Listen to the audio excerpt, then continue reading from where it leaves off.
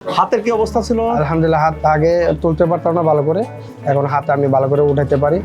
গাড়ের সমস্যা ছিল, এখন আমার গাড় কোনো সমস্যা নেই। নামাজের সময় রুকু যেতে পারতাম না, এখানে পুরা এমন ব্যথা হতো, সিরিয়াস তো। আলহামদুলিল্লাহ এখন আমি অনেক ভালো আছি, আলহামদুলিল্লাহ পুরোপুরি সুস্থ। আসসালামু আলাইকুম প্রিয় দর্শক, আমাদের কারো কারো পিএলআইডির কারণে সামনের দিকে ঝুঁকতে কষ্ট হয়, নামাজ পড়তে কষ্ট হয়, হাঁটতে কষ্ট হয়, কিছু দূর হাইটে যেয়ে বসে পড়তে হয় বা রেস্ট নিতে হয়, তারপরে হাঁটতে হয়। আবার কারো কারো কি হাত উঁচাইতে কষ্ট হয় বা ব্যথা হয়। এই জটিলতাগুলি সমাধান শশী হাসপাতালে। আপনার কি অসুবিধা হয়েছিল? আমার পিএলআইডির সমস্যা ছিল, আমি বেশি হাঁটতে পারতাম না, 2 মিনিট হাঁটলে আবার বসে যেতাম, আবার উঠে চলতে পারতাম। এখন আলহামদুলিল্লাহ আমি সুস্থ আছি। নামাজের সময় রুকু যেতে পারতাম না, এখানে পুরা এমন ব্যথা হতো, সিরিয়াস তো। আলহামদুলিল্লাহ এখন আমি অনেক ভালো আছি, আলহামদুলিল্লাহ পুরোপুরি সুস্থ।